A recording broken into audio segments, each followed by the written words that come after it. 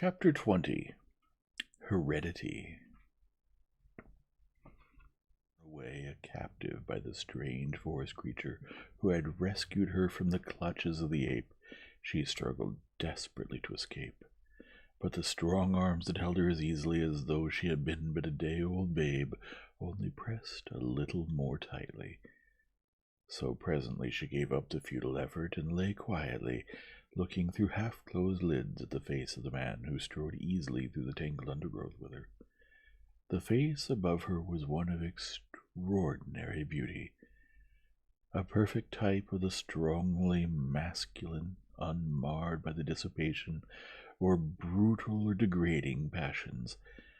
For though Tarzan of the Apes was a killer of men and of beasts, he killed as the hunter kills, dispassionately, except on those rare occasions when he had killed for hate, though not the brooding, malevolent hate which marks the features of its own with hideous lines.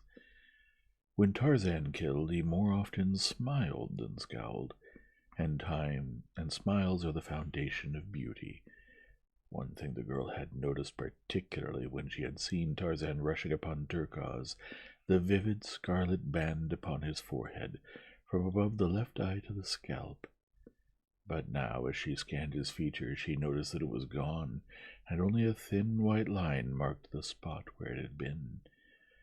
As she lay more quietly in his arms, Tarzan slightly relaxed his grip upon her. Once he looked down into her eyes and smiled, and the girl had to close her own to shut out the vision of that handsome, winning face. Presently Tarzan took to the trees, and Jane, wondering that she felt no fear, began to realize that in many respects she had never felt more secure in her whole life than now as she lay in the arms of this strong, wild creature, being born, God alone knew where or to what fate, deeper and deeper into the savage fastness of the untamed forest. When, with closed eyes, she commenced to speculate upon the future, and terrifying fears were conjured by a vivid imagination, she had but to raise her lids and look upon that noble face so close to hers to dissipate the last remnant of apprehension. No, he could never harm her. Of that she was convinced when she translated the fine features and the frank, brave eyes above her into the chivalry which they proclaimed.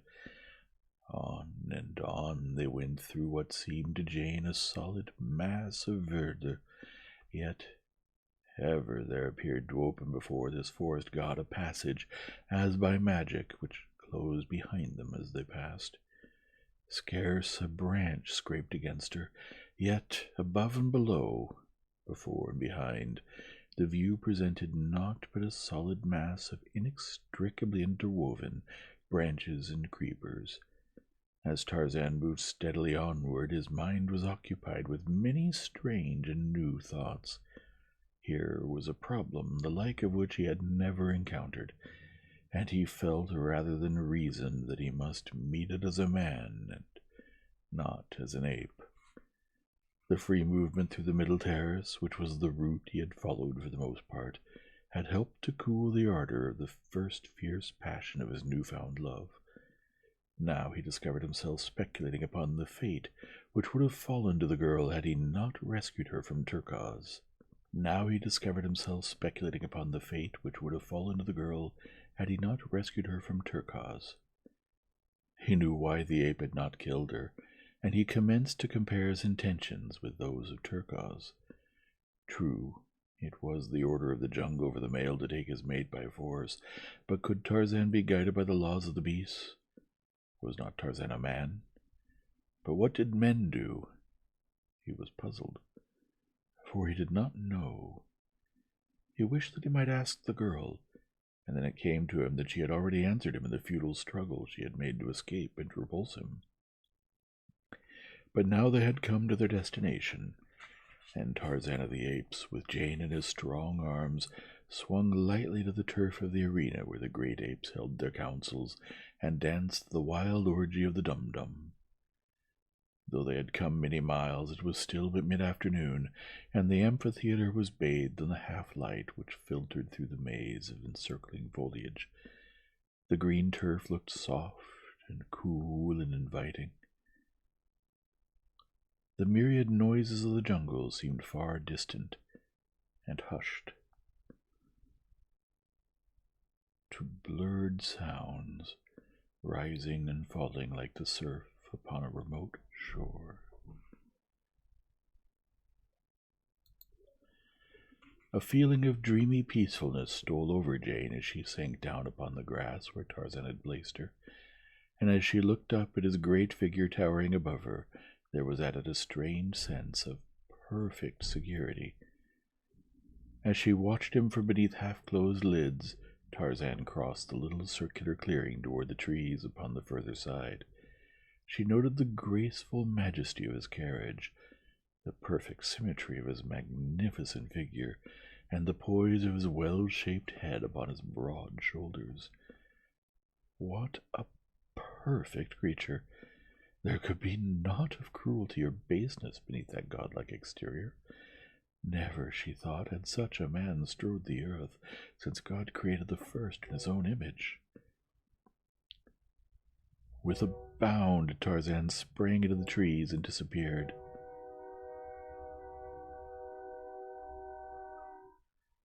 Jane wondered where he had gone. Had he left her there to her fate in the lonely jungle? She glanced nervously about. Every vine and bush seemed but the lurking place of some huge and horrible beast waiting to bury gleaming fangs into her soft flesh.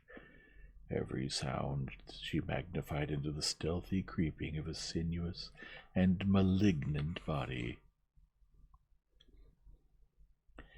How different now that he had left her.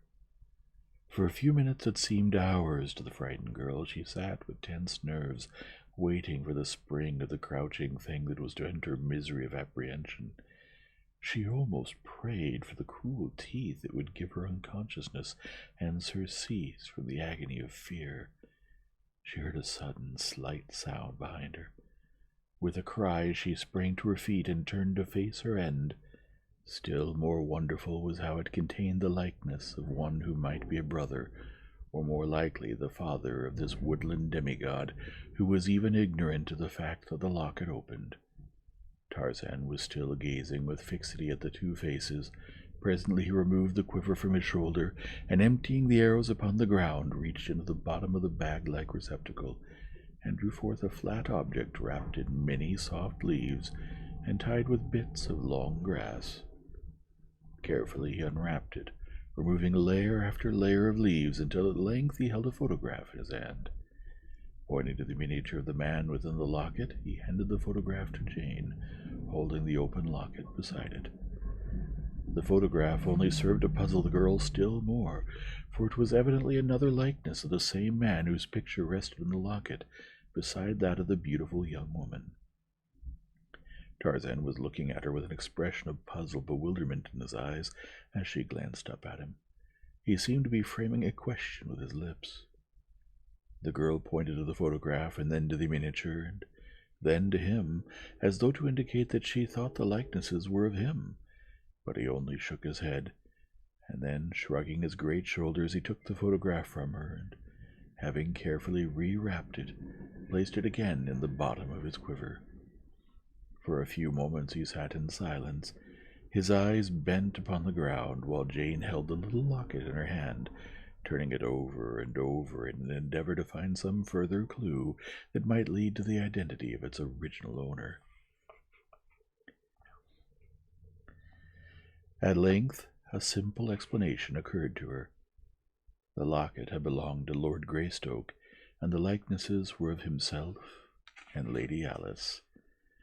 This wild creature had simply found it in the cabin by the beach. How stupid of her not to have thought of that solution before! But to account for the strange likeness between Lord Greystoke and this forest god, that was quite beyond her, and it is not strange that she could not imagine that this naked savage was indeed an English nobleman. At length Tarzan looked up to watch the girl as she examined the locket. He could not fathom the meaning of the faces within, but he could read the interest and fascination upon the face of the live young creature by his side. She noticed that he was watching her, and thinking that he wished his ornament again, she held it out to him. He took it from her, and taking the chain in his 2 hands, he placed it about her neck, smiling at her expression of surprise at his unexpected gift.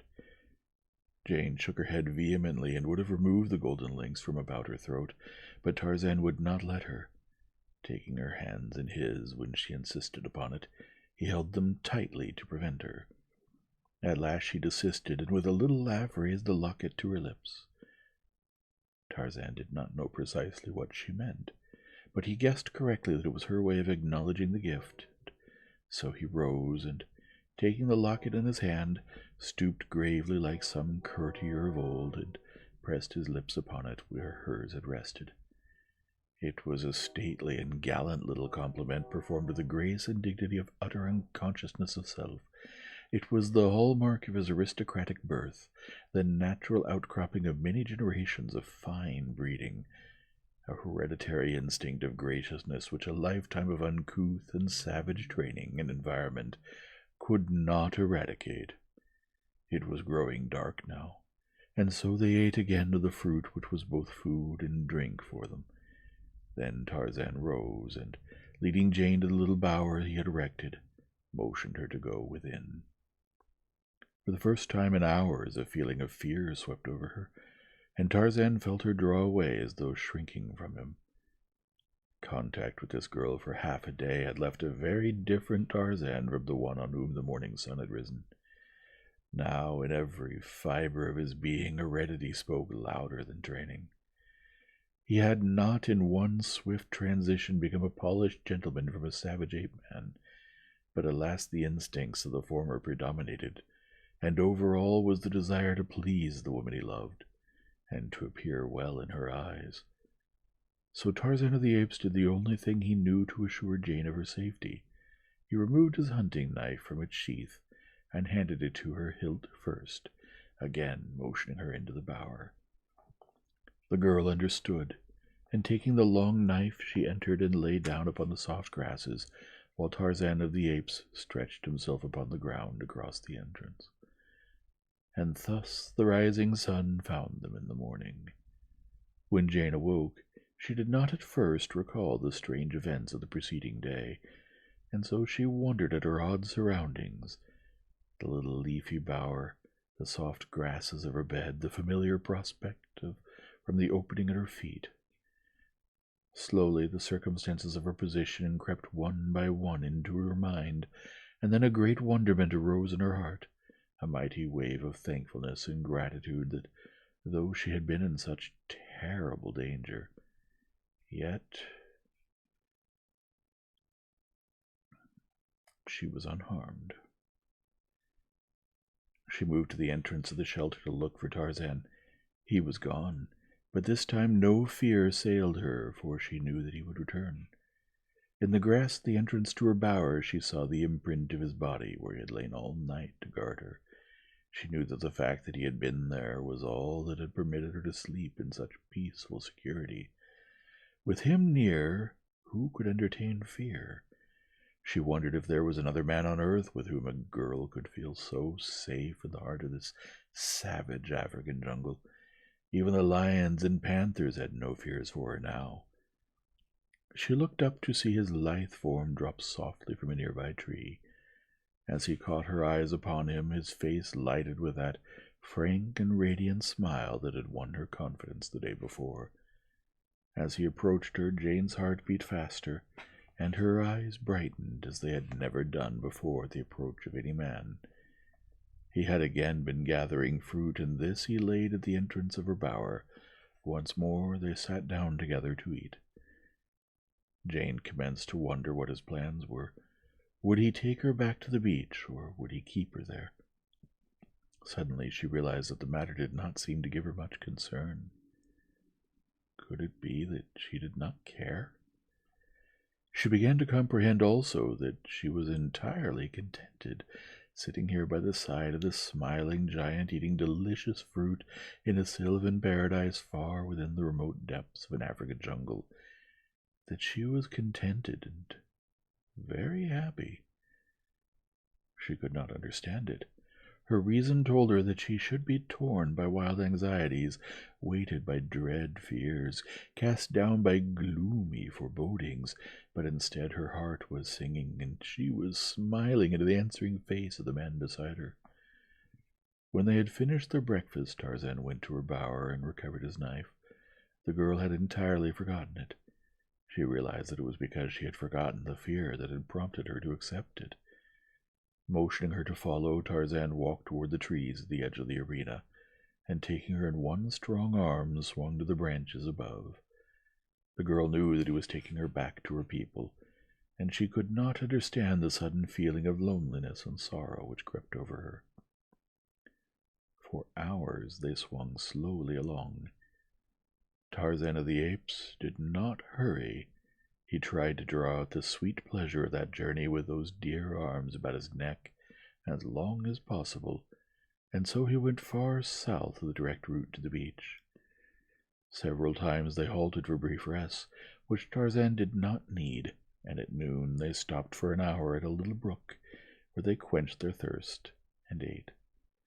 So it was nearly sunset when they came to the clearing, and Tarzan, dropping to the ground beside a great tree, parted the tall jungle grass and pointed out the little cabin to her. She took him by the hand and tried to lead him to it, that she might tell her father that this man had saved her from death, and worse than death, that he had watched over her as carefully as a mother might have done. But again the timidity of the wild thing in the face of human habitation swept over Tarzan of the Apes. He drew back, shaking his head. The girl came close to him, looking up with pleading eyes. Somehow she could not bear the thought of his going back into the terrible jungle alone. Still he shook his head, and finally he drew her to him very gently and stooped to kiss her. But first he looked into her eyes and waited to learn if she were pleased, or if she would repulse him. Just an instant the girl hesitated, and then she realized the truth, and throwing her arms about his neck, she drew his face to hers and kissed him, unashamed. "I love you, I love you," she murmured. From far in the distance came the faint sound of many guns. Tarzan and Jane raised their heads. From the cabin came Mr. Philander and Esmeralda. From where Tarzan and the girls stood, they could not see the two vessels lying at anchor in the harbor. Tarzan pointed toward the sounds, touched his breast, and pointed again. She understood. He was going, and something told her that it was because he thought her people were in danger. Again he kissed her. "Come back to me," she whispered. "I shall wait for you, always." He was gone, and Jane turned to walk across the clearing to the cabin. Mr. Philander was the first to see her. It was dusk, and Mr. Philander was very near-sighted. "Quickly, Esmeralda," he cried. "Let us seek safety within. It is a lioness, bless me!" Esmeralda did not bother to verify Mr. Philander's vision. His tone was enough. She was within the cabin and had slammed and bolted the door before he had finished pronouncing her name. The "bless me" was startled out of Mr. Philander by the discovery that Esmeralda, in the exuberance of her haste, had fastened him upon the same side of the door as was the close-approaching lioness. He beat furiously upon the heavy portal. "Esmeralda! Esmeralda!" he shrieked. "Let me in! I'm being devoured by a lion!" Esmeralda thought that the noise upon the door was made by the lioness in her attempts to pursue her, so after her custom, she fainted. Mr. Philander cast a frightened glance behind him. Horrors! The thing was quite close now. He tried to scramble up the side of the cabin and succeeded in catching a fleeting hold upon the thatched roof. For a moment he hung there, clawing with his feet like a cat on a clothesline, but presently a piece of the thatch came away, and Mr. Philander, preceding it, was precipitated upon his back. At the instant he fell, a remarkable item of natural history leaped to his mind. If one feigns death, lions and lionesses are supposed to ignore one, according to Mr. Philander's faulty memory. So Mr. Philander lay as he had fallen, frozen into the horrid semblance of death. As his arms and legs had been extended stiffly upward as he came to earth, upon his back the attitude of death was anything but impressive. Jane had been watching his antics in mild-eyed surprise. Now she laughed, a little choking gurgle of a laugh, but it was enough. Mr. Philander rolled over upon his side and peered about. At length he discovered her. "Jane," he cried. "Jane Porter! Bless me!" He scrambled to his feet and rushed toward her. He could not believe that it was she, and alive. "Bless me! Where did you come from? Where in the world have you been? How—" Mercy, Mr. Philander," interrupted the girl. "I can never remember so many questions." Well, said Mr. Philander, "bless me! I am so filled with surprise and exuberant delight at seeing you safe and well again that I scarcely know what I'm saying, really. But come, tell me all that has happened to you."